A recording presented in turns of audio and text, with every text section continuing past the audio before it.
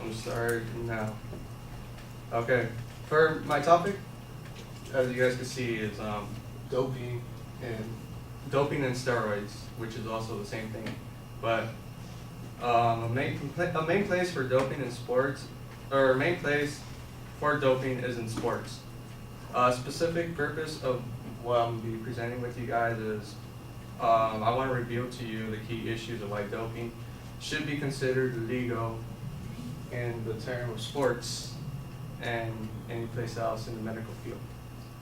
To start off with my introduction, professional sports are televised for millions to watch and to be entertaining when it comes to professional sports. You want to strive to be your best and to outperform the opponent. One of the main topics I'll be discussing with you is the use of steroids. Why should you be listening to me at this moment? Well, as kids growing up, we all have idols from Batman to Superman, Spider-Man, and even movies actors such as Rocky, the Terminator, and etc. What's one thing that they all have in common? They all have big muscles. They have big muscles, and that's what makes them part of the hero. The reason why the issue is relevant today in the United States, the reason why it's a main issue right now is because the United States is one of the top countries that is addicted to prescriptive drugs. The main issues I'll be discussing with you today are being an American, the American dream / changes, are steroids actually killing people, and what makes steroids different from any other performance enhancers. Moving on to my main point is being an American. We all know in the United States, this is one of the greatest countries in the world. And with the motto of everyone thinking as a child that we gotta do our best because this is the greatest country in the world and we gotta be the best. With everyday American lives are persuaded by sports, and sports play a major role for us all. We all have our favorite teams. And when a player gets caught with illegal substances, such as steroids, we honestly really don't mind, because just as long as they're on our team and we're winning, it doesn't really matter. Am I right? In sports, steroids are used as a performance enhancer to outperform the regular person. That's why it's called a performance enhancer.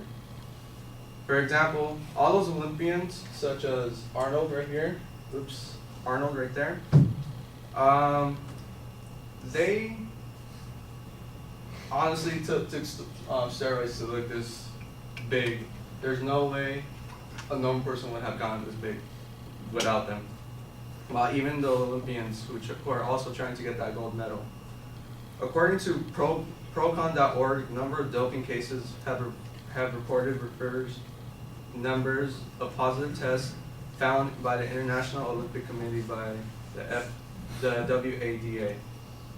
For example, the WADA President John Falhe announced that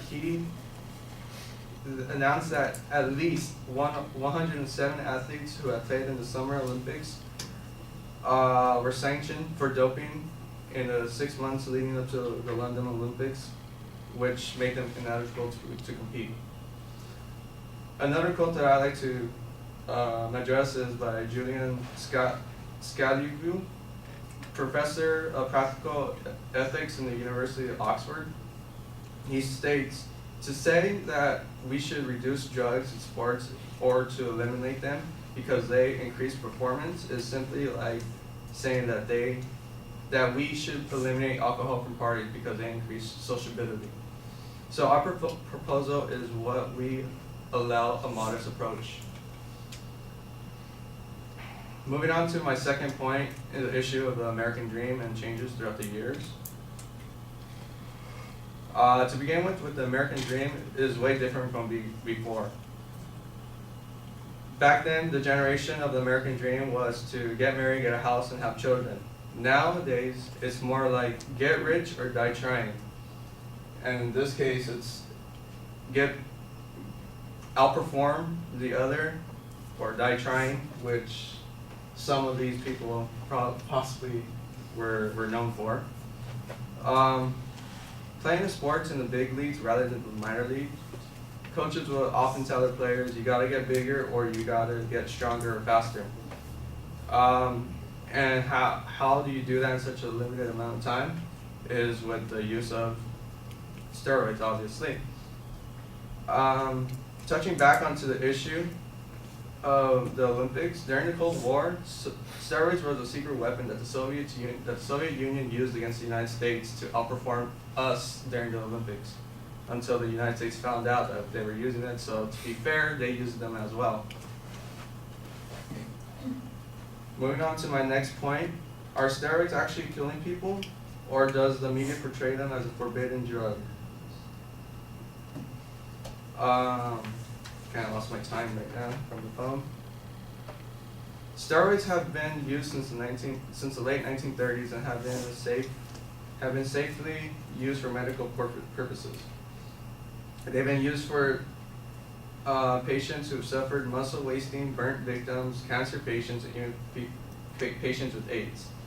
How are steroids killing people when they are people mainly dying from alcohol and tobacco mainly?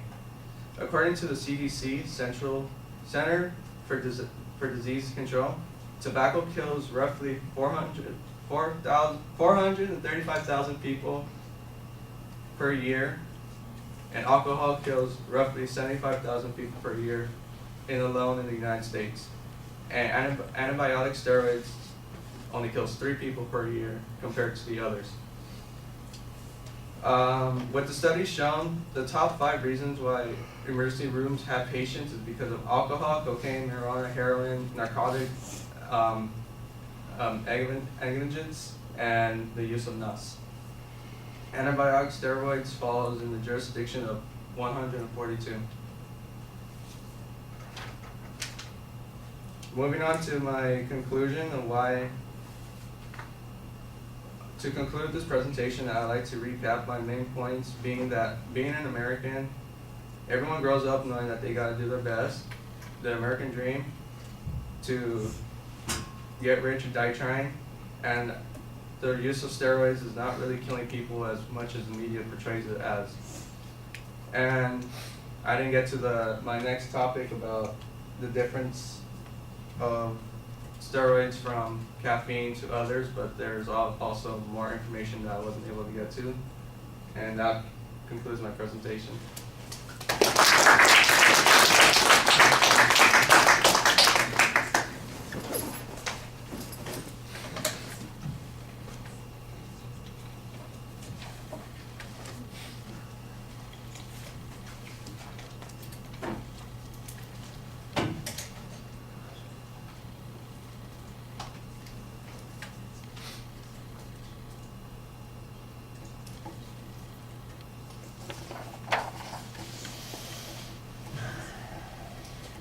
Maria, what did you think? Well, I think that he did a really good job explaining about his topic, and I really like how he used like his visual aid, like he used like the right amount of pictures, and he knew what he was like talking about and everything, and I also like how it kind of sounded like he needed like a bit more practice, because he like really like stop and think about it and like continue, but either way it was like a really good presentation. Okay.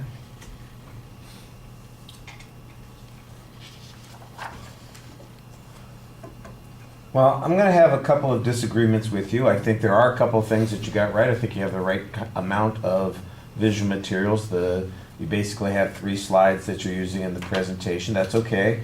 I don't think that you explain much about the slides. They are mostly background and for interest. And on your 3rd slide, for instance, the last one that you have up, and for the majority of the second half of your speech, there's not even a reference to who the 3 athletes are that you've got listed there.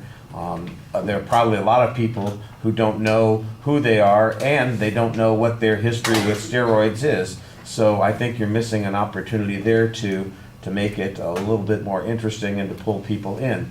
Your topics clearly identified, that's good. It sounded like you had a preview where you were going to say, here's what my topic's going to be, but then you came back and you had another one where you listed supporting points. And those supporting points, the sentences are a little bit awkward. They're just terms. There's not really a idea there. You need to have complete sentences for the supporting points. Otherwise, it sounds like you're talking in outline form, and that doesn't come across as well as it needs to. You spent a lot of time trying to justify the proposition or the topic at the beginning of the speech. It takes you more than 2 minutes to actually get to the purpose statement in the speech. And basically, it sounds to me like you are making a persuasive presentation, not an informative presentation. This is an argument for why we ought to allow people to use steroids. It's not an informative speech about steroid use, especially in the last part of the speech where we get comparisons to other kinds of things that potentially cause people's death, which has little to do with the steroid use and everything to do with making a value judgment about the subject. So that's clearly persuasive in nature. There's no discussion about how steroids work, what effect they have on the body, other than apparently they get you bigger, faster, and that helps you, get rich or die trying, as they say. I think that you need to do a lot more to develop the notion about what it is that's valuable about steroids. The information that you had about how it's been used successfully for therapeutic reasons since the 1930s, that it's relatively safe to use, I think that's pretty good. The information about the relative safety, that there are not a lot of people who die from steroids. You have a citation from the CDC. That's where you're giving us all that comparative information to alcohol and tobacco. I think you need to get rid of that and talk about how relatively safe these products are. You can make those other arguments kind of in passing, but like I said, your position seems to be, and you've even got a kind of an analogy that is given by one of the people that you quote, who suggests, he makes a comparison to alcohol and parties, and suggesting that they're comparable in some way. And I think that that's another thing that seems to suggest that you've got a persuasive presentation that you're going through here. Let's see. The signpost, you do indicate as you get to each of the points, it's a little mechanical and artificial. Like I said, the visual materials, the pictures are large enough, that's okay. I think you need to explain them a little bit more. I don't know that they add a huge amount to the presentation, except that they do meet the requirements for the assignment. And you are reading the whole time. I don't know that you ever looked up. So when you lost your time on your own clock, I'm going, well, that's not a problem because there's somebody in the back keeping time. And then I realized, nope, he's never going to see that because you never look up at anybody while you're giving your speech, so you're going to miss that. And that's something that you need to be out of the habit of doing. We're not overly spending a lot of time on delivery issues for this particular assignment, but I do think that people need to be aware of the possible dangers that are going on with the choices that you make. Were you going to give me an outline? Yeah, after you finish commentating. Right here?